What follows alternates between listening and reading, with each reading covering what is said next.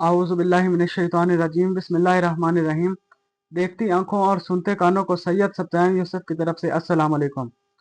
नाज़रीन, सबसे पहले तो बुरे और कब्जा ग्रुप और लैंड माफियाज के लिए बहुत बुरी खबर है और आम आवाम के लिए बहुत अच्छी खबर है।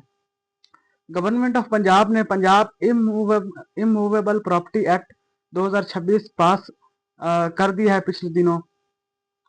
आपको याद होगा कि 2025 के एंड के अंदर गवर्नमेंट ऑफ पंजाब ने एक बिल पास किया था, the partition of immovable property act 2025।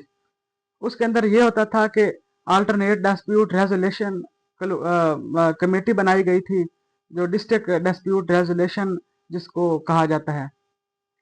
DPRC का काम जो होता था उसमें deputy commissioner, DPO, DSP, AC और एडीसीआर सब होते थे, जिनका काम जिन लोगों की प्रॉपर्टीज के ऊपर, जायदादों के ऊपर कब्जे हुए हैं, तो वो उनको जो है वो उनके असल हकदारान तक वापस पहुंचाना था। तो इसके अंदर तो इसके बाद फिर जो हाई कोर्ट ने था वो इस कानून को मुअत्तल कर दिया।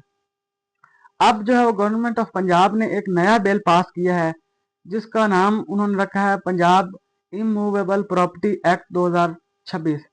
इस प्रॉपर्टी एक्ट का जो काम है वो उसी तरीके से कमेटियां बनेगी जिसको सिक्योरिटी कमेटी का नाम दिया गया है। इसमें वही डीपीओ, डीसी, एडीसीआर और ये तमाम लोग शामिल होंगे, लेकिन ये प्रॉपर्टी पर ये पहले जो साइल होगा वो पहले डिस्ट्रिक्ट डिस्प्यूट रेजोल्यूशन कमेटी या सिक्योरिटी के पास जाएगा। उसके बाद ये एक ट्रिब्यूनल के पास जाएगी, जिसके सरबरा एडिशनल डिस्ट्रिक्ट एंड सेशन जज होंगे। कमेटी, सिक्योरिटी कमेटी और जो दूसरी कमेटी है ट्रिब्यूनल कमेटी, उन दोनों का काम 1 महीने के अंदर अंदर इस तमाम मामलात को हल करना है। जो भी किसी का मसला होगा प्रॉपर्टी का, अगर किसी का के ऊपर नाजायज कब्जा हो गया या इस तरह के जो मामलात हुए हैं, पिछली जो कमेटी बनी थी डिस्ट्रिक्ट डिस्प्यूट रेजोल्यूशन कमेटीज, उन्होंने पूरे पंजाब के अंदर तकरीबन 35,000 लोगों के मसाइल हल किए थे और जेन्युइन मसाइल हल किए थे, लेकिन हाई कोर्ट ने इसके ऊपर अमल दरामद रोक दिया था। अब गवर्नमेंट ऑफ पंजाब ने इसको नए तरीके से लॉन्च किया है। इसके अंदर बहुत अच्छी अमेंडमेंट करके इसके अंदर अदालतों को भी इन्वॉल्व कर दिया है।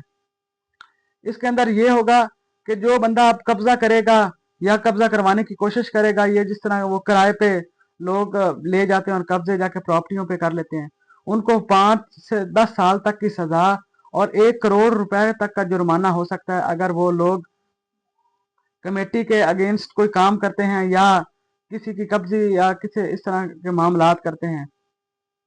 तो ये तमाम, अगर कोई पटवारी, अगर कोई अफीसर या कोई ऐसा बंदा किसी की वल्दियत चेंज करवा देता है या नादरा में जाकर उसकी वो आईडी कार्ड नंबर मिटाने की कोशिश करता है, इस तरह के जो मामलात हैं वो करता है, तो उसके खिलाफ भी, उस मुलाजिम के खिलाफ भी उसको भी सजा होगी।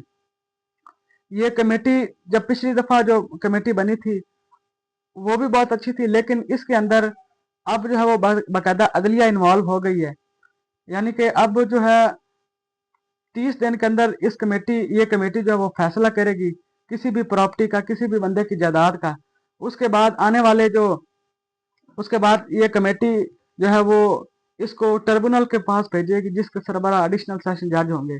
इस जो केस होगा उसको ट्रिब्यूनल के पास भेजेंगे, ट्रिब्यूनल आगे फैसला करेगा 30 दिन के अंदर, और इससे ज्यादा वो दिन लगा भी नहीं सकता। एक मजे की बात इस पूरे एक्ट के अंदर ये है कि इसके अंदर निचली अदालतों में जब ट्रिब्यूनल जब फैसला दे देगा, तो जब वो कोई सजा देगा किसी शख्स को, किसी कब्जा माफिया को, तो उसकी जो रेट है या उसकी जो जमानत है वो हाई कोर्ट के अंदर होगी। हाई कोर्ट से नीचे वो किसी भी अदालत या किसी भी निज़ाम के अंदर नहीं आएगा। वो डायरेक्ट जाके वो लाहौर हाई कोर्ट से जाके वो अपनी जमानत मंजूर करवाएगा। शुक्रिया।